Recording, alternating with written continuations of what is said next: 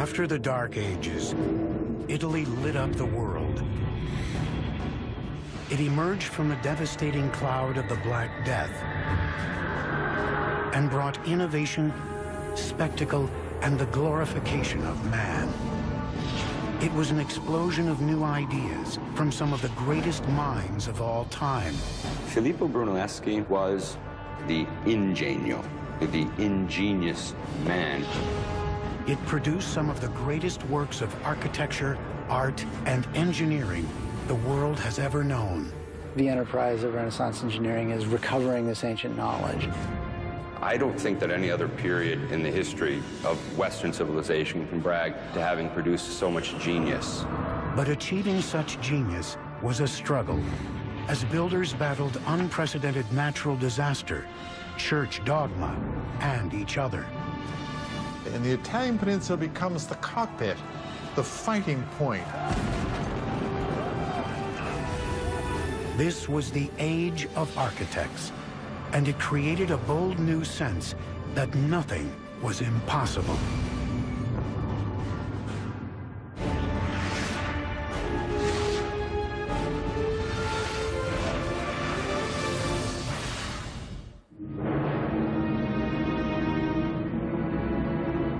In 476 AD, the great Roman Empire has collapsed, ending its period of domination. The emperors who ruled and shaped the region have been dissolved, and Western Europe has become fractured. For centuries, Europe is dominated by a line of German kings who called their domain the Holy Roman Empire. But by the 12th century, a loose collection of Italian republics is taking shape. Together, they aim to recover the past glory of Rome. They would revitalize Europe and engineer the blueprint for the modern Western world. Hi, I'm Peter Weller. And in 2001, I came here to the city of Florence to finish a master's degree in Italian Renaissance art history at Syracuse University in Florence. The Italian Renaissance is as overwhelmingly mind-blowing as it is beautiful. It is the most impacting epoch of the last millennium. It is the age of invention with Da Vinci and Copernicus and Gutenberg. But it is also the age of the cult of personality. It is the time when that unknown artisan or craftsman will become the artist. It is the time when that nameless builder will become the architect. In the 12th and 13th centuries, Italy is really beginning this sort of rebirth. Because what's happening is that stability has been reinstituted onto the peninsula, mainly through the Holy Roman Empire, through the system that we call feudalism. The city is reborn. Within these newly liberated Italian cities, a new kind of leader emerged. The rulers of the Italian city-states are the merchants. They're not the traditional aristocracy. They're not the traditional nobles. And this produces this extraordinarily vibrant urban life in the 13th century. Families like the Medici went from running banks and businesses to running cities. Wealth bought power, and power could buy art and architecture. These once small towns soon began to build on a massive scale, always with an eye at outdoing their neighbors and maintaining independence.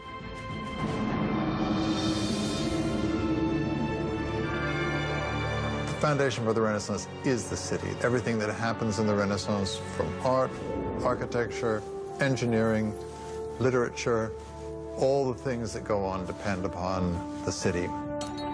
One ambitious city seeking power in this new age was a growing republic situated along an important trade route between France and Rome. Its name was Siena. I come here to the Piazza del Campo once a year to witness that medieval harangue on horseback around here called Palio. 3 times around this Campo, 90 seconds of speed and violence on bareback horses. When the horses run, they pass this magnificent 15th century sculpted fountain called the Fonte Gaia by Jacopo della Quercia. Now today, when we turn on a tap, we just take it for granted that H2O is going to come out. But the Sienese needed this fountain because when they were making all this loot, prosperity begets a city jam-packed with people. And more people demands, as we have seen with Persia, with Carthage, with Rome, with the Maya, more water. But providing sufficient water for this city would prove to be a massive challenge. Siena doesn't have a river very close, so they had to find this water somewhere else.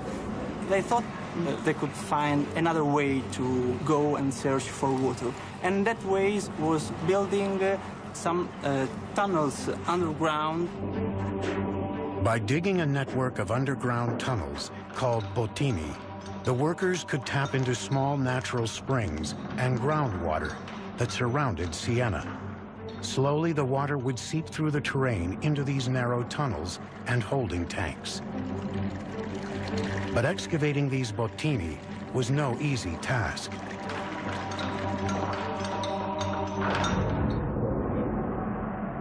Workers used shovels, picks, and chisels to chip away at the calcite deposits in the tunnel, working in dark, dusty conditions, often no more than a few feet high.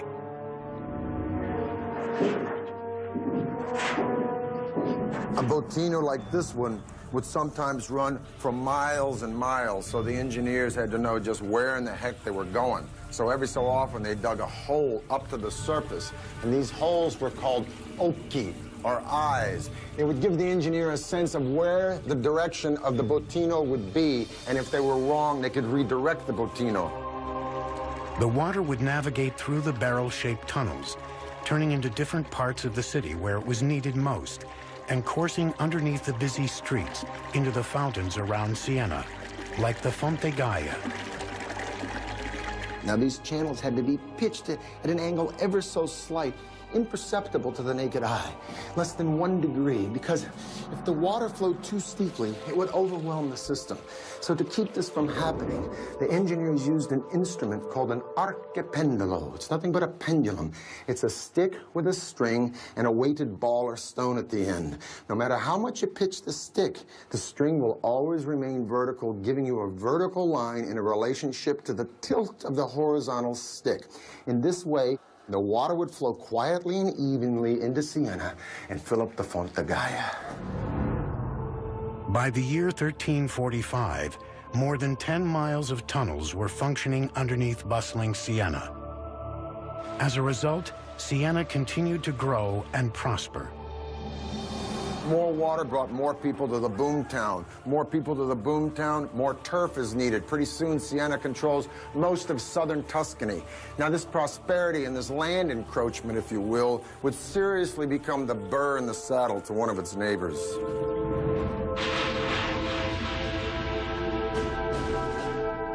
Florence and Siena are the two dominant republics in Tuscany.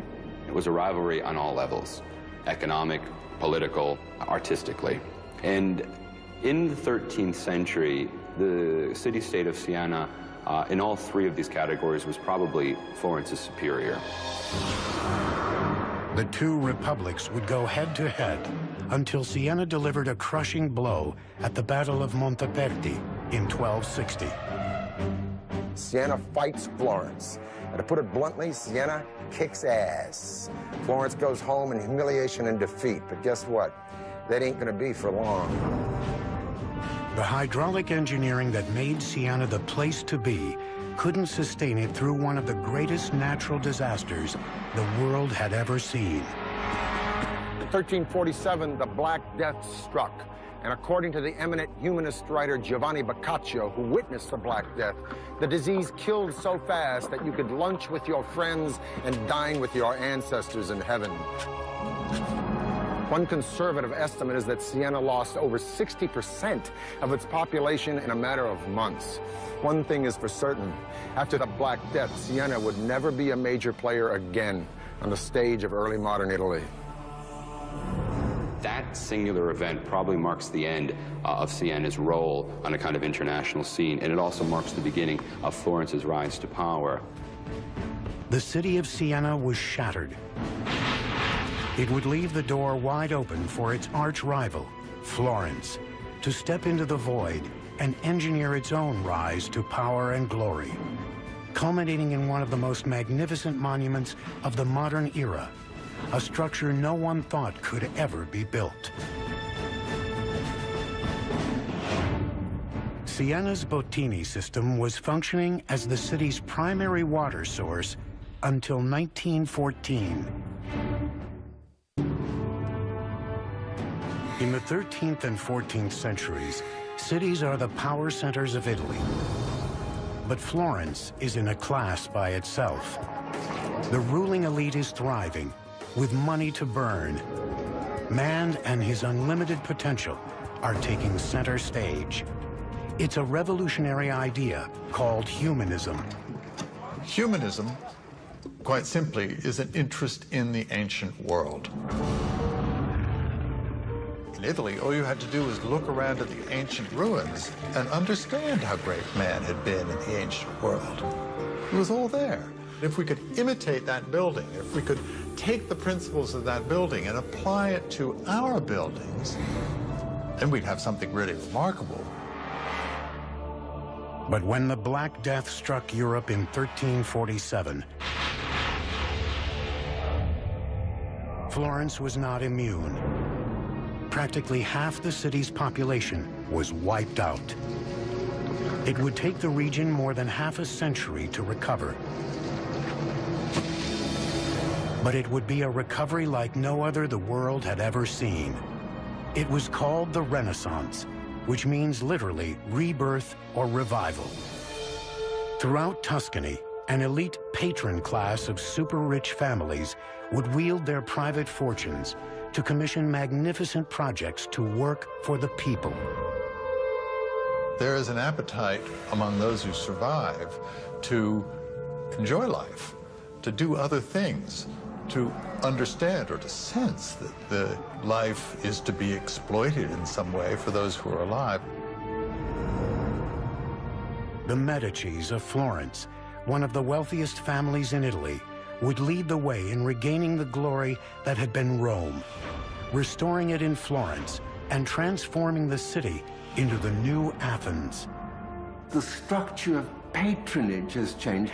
Patrons are using artists and architects to celebrate themselves. The centerpiece of this effort would be the cathedral in the heart of Florence. They've never seen a structure that looks like the one they want to build. Right? That's a matter of ambition, of idea. See that big old church behind me with that scaffolding on it? It's called Santa Maria del Fiore, otherwise known as the Duomo, or Cathedral of Florence.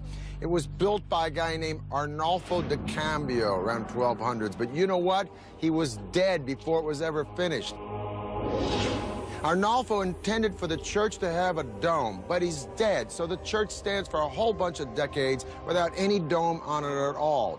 Finally, in the 1400s, it's left up to a guy wearing a real genius suit named Filippo Brunelleschi to not only change the entire idea of building, to become an architect, but to make the entire field of architecture a design.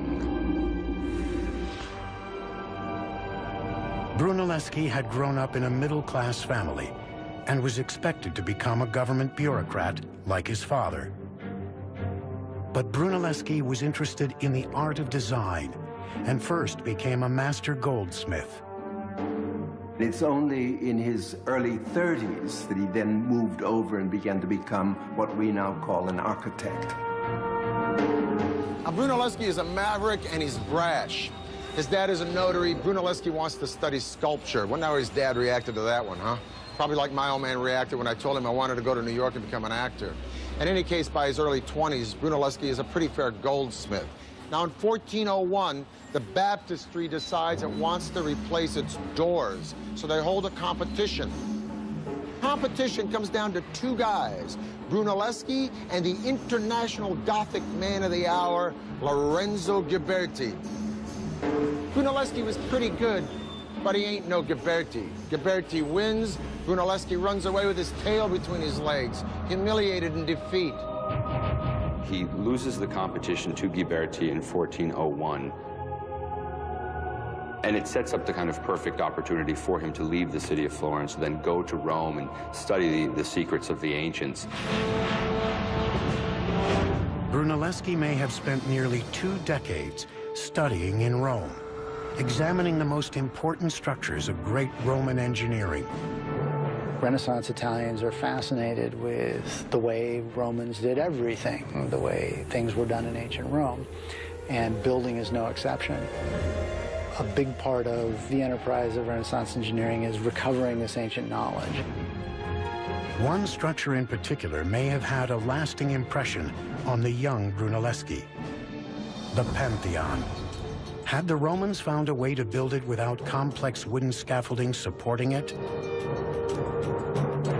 Over those 2 painstaking decades, he may have examined every inch of that dome, which spanned 142 feet, struggling to unlock the secrets of its construction. When Brunelleschi returned to Florence, he could have brought with him the secrets of Roman dome construction. It seems that Brunelleschi reappears in Florence just at the time that the opera of the cathedral was in fact planning on this competition for the design of the dome. The cathedral was to be, upon completion, the largest church in all of Christianity.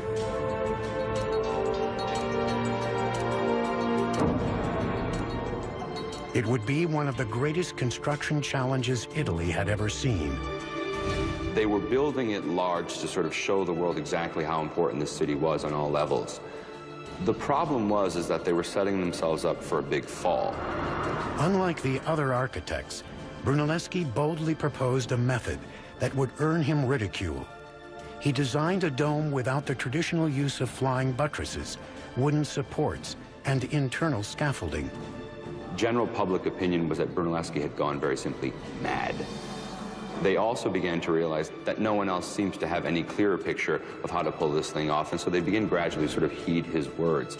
Brunelleschi managed to win over the judges with his unique design, but much to his dismay, the commission would come with one infuriating stipulation. It seems that fate would rear its ugly head because he would have to share that role with his nemesis, Lorenzo Ghiberti.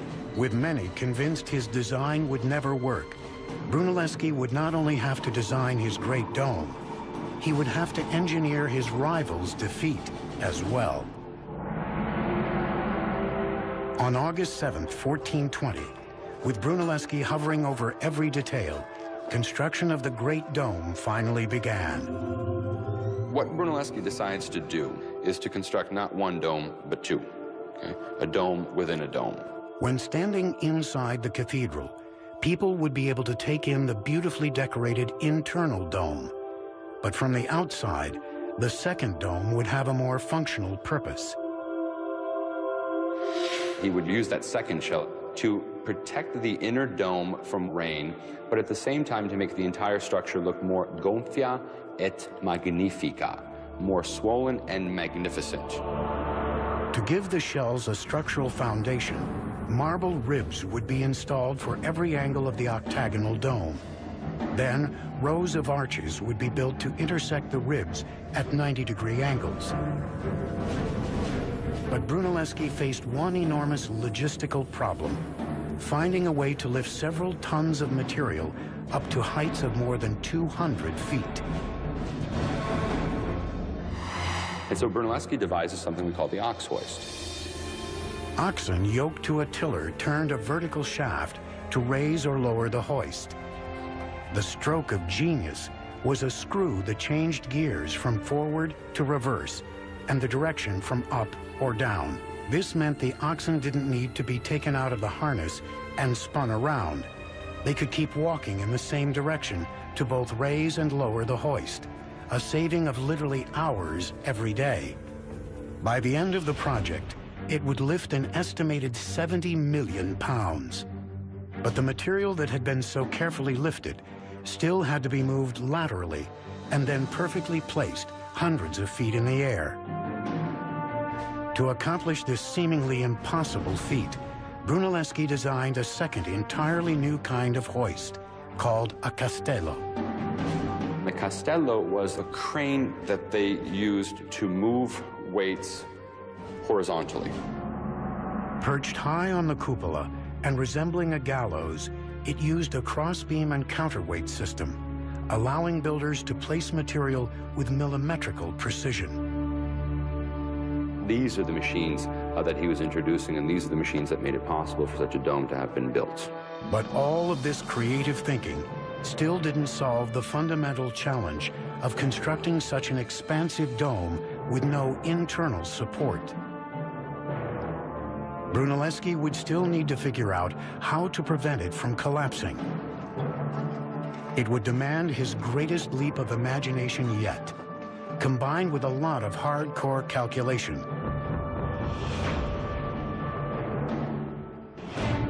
Brunelleschi was granted the first modern patent for his invention of a river transport vessel.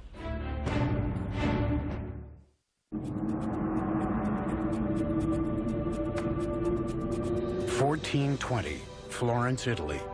The visionary architect and engineer, Filippo Brunelleschi, has been commissioned to construct the most magnificent dome in the world, the cupola at Santa Maria del Fiore. But first, he will need to prevent it from crumbling to the ground without supports. Now, it's one thing to invent a clutch and a flywheel, and you got the donkey only going in one direction, saves a lot of time, and then you invent a crane, it brings the stuff up high. But the more important question is, I'm standing on top of this dome, and how did Brunelleschi keep this sucker from caving in? He would have to find a way to keep the bricks in place and support the bed joints of the masonry. The solution? An ingenious bricklaying technique that relied on careful angles, placement, and friction. Brunelleschi comes up with this invention, if you will, from Rome, which they use decoratively, but we don't know that they used it functionally, of herringbone bricks. You have a short brick here that's sort of bookended by two long bricks, and subsequently you have weight coming down, and weight coming down, and then weight coming across, and then weight coming down, and then weight coming across. The whole point of this is that a herringbone pattern will displace the weight out and down instead of just directly down, where you might have collapse of your dome. To solve the opposite problem of bricks bursting outward, Brunelleschi laid a set of chains horizontally around the octagonal circumference of the dome. They were going to construct these so-called catene, or these horizontal chains that were intended to maintain the hoop stress or the lateral thrust of the dome. 5 chains were to be interlocked at regular intervals to support the dome and serve as invisible buttressing. All this time, Brunelleschi was forced to supervise the project with his co-engineer and rival, Ghiberti. Now, with material for the placement of the chains pouring in, he would seize the opportunity to move Ghiberti out.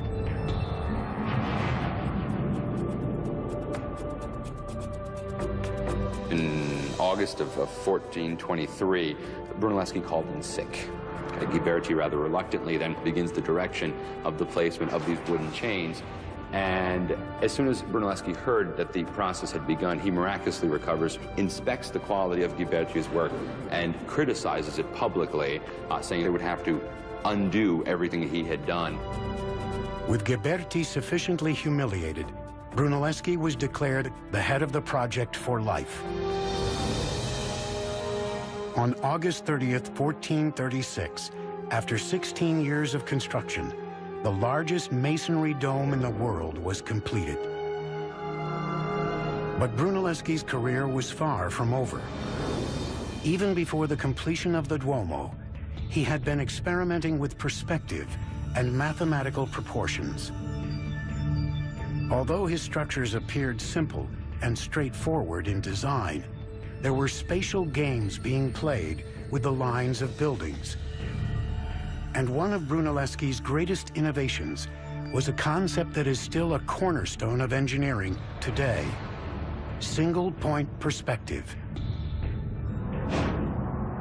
By looking at this 8-sided baptistry and the other buildings surrounding it, Brunelleschi realized if he placed 3-dimensional buildings on a 2-dimensional plane, they would disappear at a finite point, called the vanishing point. This idea that the apparent size of an object would decrease with increasing distance from the eye would transform the entire landscape for artists and architects around the world, allowing the concept of the blueprint to emerge. What it does in architecture is change the game all the way through Frank Lloyd Wright and to Frank Gehry today. Because architecture is no more just building. It isn't figuring it out in the dirt and saying, hey, if this wall is that long, we got to make the spire that high. Now they can deduce it and put it on paper. It's no longer the builder who's in control, it's the architect. Before Brunelleschi, most projects were based on approximate models. This would come to an end when Brunelleschi began this practice of what we call paper architecture, and that is clearly indicating what his plans were, and then begins the sort of modern tradition of architecture today. Brunelleschi's radical new designs would be put to the test in 1442 in his construction of the Pazzi Chapel. Now, this building behind me is the chapter house for the Church of Santa Croce, a Franciscan church. It's called the Pazzi Chapel. I'm going to talk to a man I'm a little nervous talking to. He's one of my own professors from Syracuse University, Dr. Rab Hatfield, and he's going to explain why this chapel is distinct from what Brunelleschi was doing before this. Let's go look on the inside. Let's go see them. It's all about relationships. He's trying to figure out an arrangement of all of these pieces so they all fit together perfectly, just the way the bones all fit together in your body. Right. Your Renaissance architect, thanks to the invention of scientific perspective, where they learn how to represent space, and it's Brunelleschi who invents this, learn to see things in 3D, learn to imagine things in 3D. Rather than flying by the seat of your pants, you start with a concept and you follow the concept to its fruition in perfection. And I think you get a very good sense of that. Yeah. I mean, that's spatial magic. Brunelleschi's innovations in design and construction techniques would be emulated by architects for centuries. But a new era was dawning in the age of architects. Neighboring powers rekindled old rivalries. And artists who had turned into architects and engineers would now be drafted into a new kind of public service. Now they'd turn their creative thinking to the art of war. Brunelleschi used more than 4 million bricks in the construction of the dome.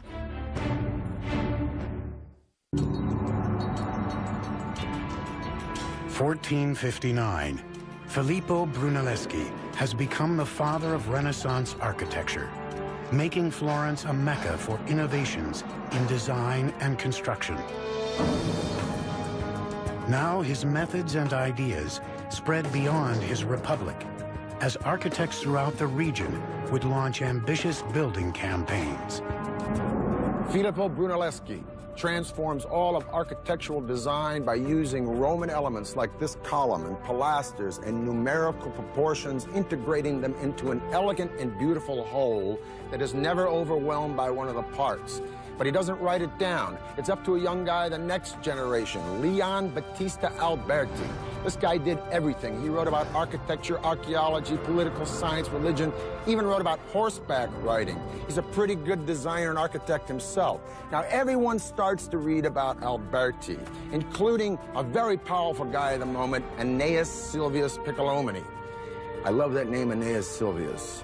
So for all of you guys out there like me having a little bit of a heart attack because your wife just said, honey, let's redecorate, get a load of this.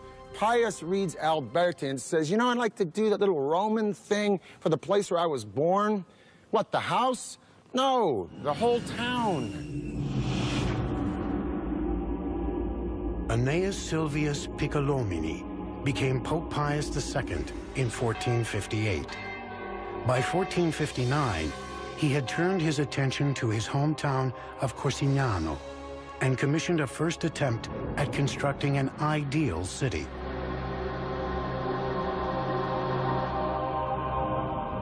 This is the Tuscan town of Pienza. And this is my friend and a guy who taught me, Rocky Ruggiero from Syracuse University. I want to ask you first, is this the first real Renaissance town that's planned as such? To come to this backwater town where, you know, population is a couple of hundred people, it kind of gives Pius free rein. So what he does is to create this rather imposing cathedral. And it's that first impression that you get. And then around this particular structure, he will organize all of the other various archetypes. If this piazza is so perfectly planned with its perfect bishop's palace and its cathedral, why are these streets always crooked? I come up here, I don't know where I'm going. This is actually done intentionally. One thing they didn't want to do was to let people know how small it was. And so they intentionally keep these streets from forming a direct axis so that you always have a corner that's sort of obstructing your view, and it makes it seem much larger than it actually is. By the time the transformation was complete in 1464, more than 40 buildings had been constructed or refurbished. Each on its own was an important expression of revolutionary ideals. But it was the town as a whole that represented everything the age stood for. And yet the harmonious feeling in Pienza would not last long. The radical new ideals that glorified man and human potential were being challenged.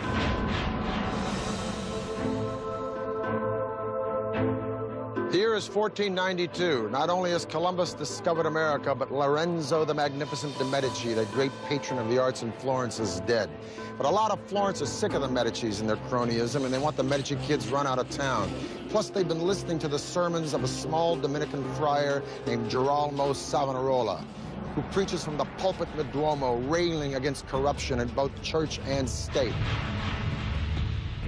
He advocates a return to a Florentine republic and civic pride and values through piety.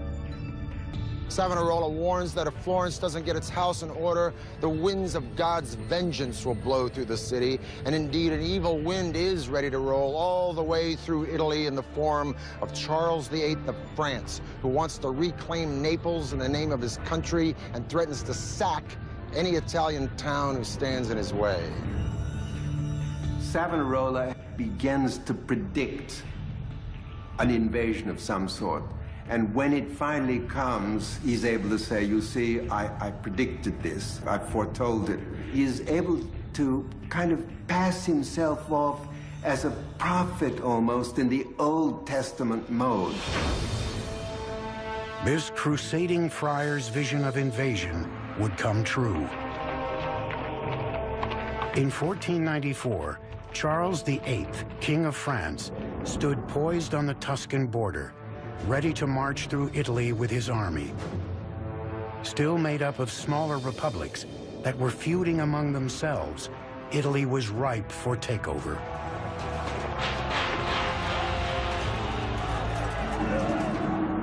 While Italy's builders had been creating monuments that exalted humanity, in this new age, they would dedicate their designs to war. There is no such thing as a trained military engineer. And so it is that your greatest architects of the Renaissance, although sometimes they probably started out knowing nothing about it, were called upon to design the fortifications of major Italian cities. Innovations and new technologies would now serve the military. The weapon of choice for Charles VIII was a fearsome new cannon. Medieval walls would crumble under its awesome firepower. The cannon became much more reliable and also able to launch a projectile that was much larger, heavier, and to launch at a further distance. And so Charles VIII brings these cannon with him over the Alps, and it becomes immediately clear that he can knock down virtually any fortification that he chooses. And this is a terrible thing. I mean, this is a crisis, right? Because all of a sudden you can't hold them off. Tall, thin medieval walls were easily penetrated and destroyed by the force of new cannons, giving Italian cities little protection. The outdated walls couldn't even support the weight of new weaponry to use against invaders. The new cannon had strong percussive powers. You could not put a new cannon on the old medieval wall and fire it because it would shake its own wall down. Italian engineers would turn their attention to designing a lower, thicker wall that would support the weaponry and resist the incoming cannonballs. This new wall will resist, in fact, these larger guns because it can absorb the impact of the larger projectile. Engineers would also redesign the layout of these thicker walls that surrounded the city. Military engineers develop an angled wall. The angled bastions, or star-shaped forts, kept attackers at a greater distance, with angled sides easily scattering individual shots of artillery. The cities become star-shaped, and you have the development of these large star plans with angled bastions that project from the city walls with their flanking coverage on either side. The angles create a series of faces. And the faces are very important because the different corners of the city can, as it were, protect one another. The bastion fort became the new model for defensive fortifications, seizing the imagination of military commanders all across Europe. But soon, the attention would shift from Florence and the rest of Tuscany to an old powerhouse that would redeem itself through monuments of glory and amazing feats of architecture and engineering.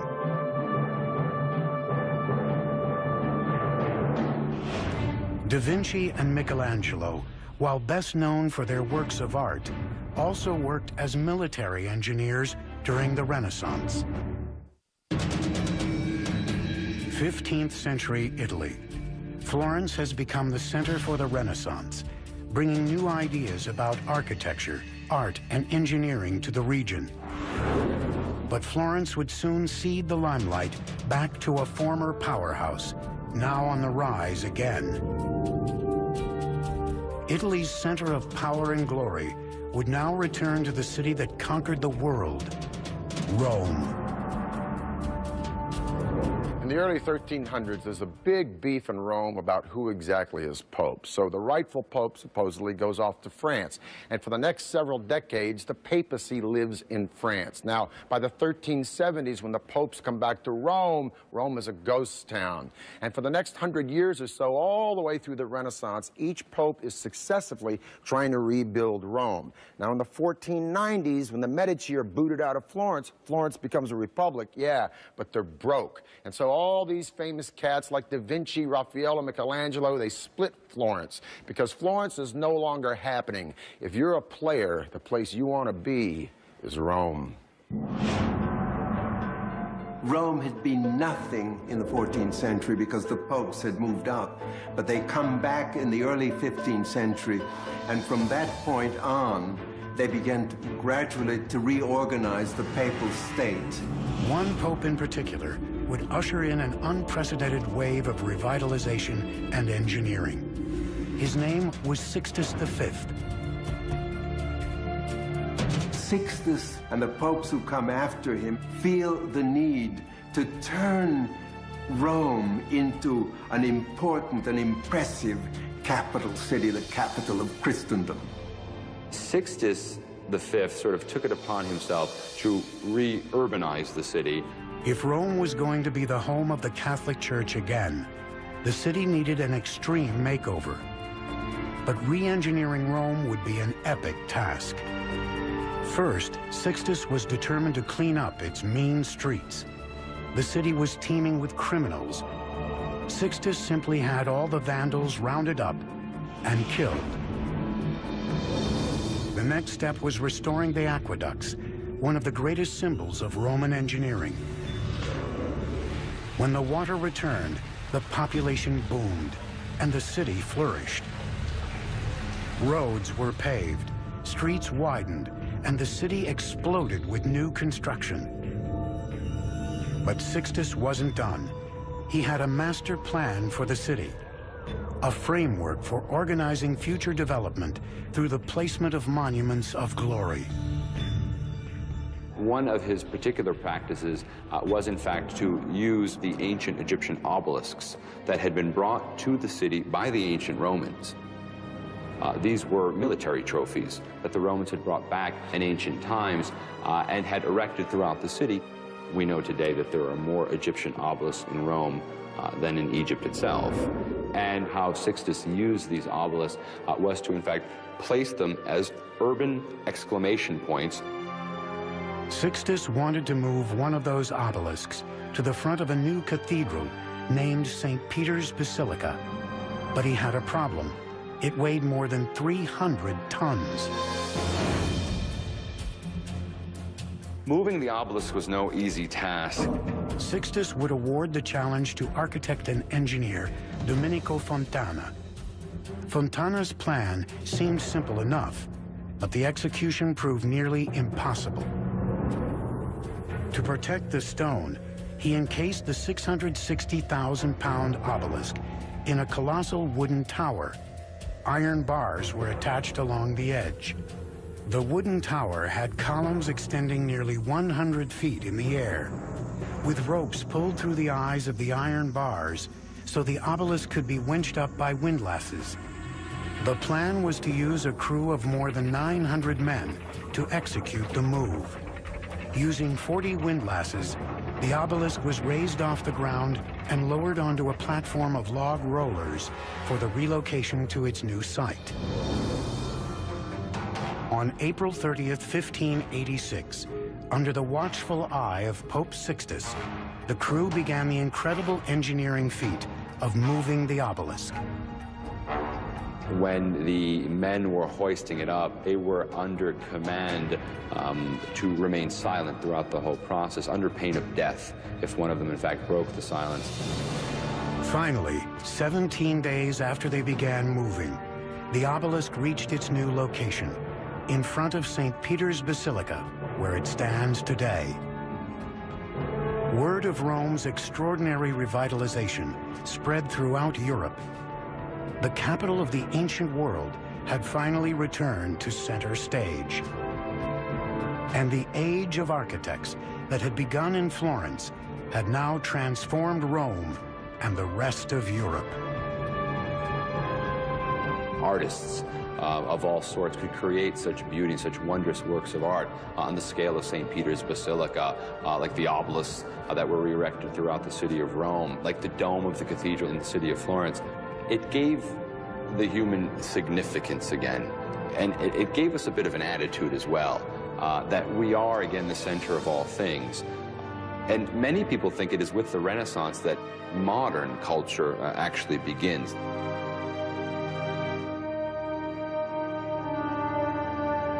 Bella Firenze, beautiful Florence. Well, it looks pretty bella today, but believe me, in 2001, when I was sitting in a freezing apartment down there in the Arno in the middle of the dead of winter, pounding out papers until 4 o'clock in the morning on Botticelli, it didn't feel so bella. Matter of fact, I was just about an inch from getting the bella out of here, going back to my day gig in L.A. But I stayed, and I got my degree. And I keep coming back here to Florence and Siena, I don't know, to be of service, to teach a field trip or two, perhaps to sit in on a lecture by one of these brilliant professors who lives here and runs around Tuscany trying to explain how the miracles of the artists and architects of Italy in this period did so much to pull us out of that dark age and illuminate the daylight of a modern world. For the History Channel, I'm Peter Weller.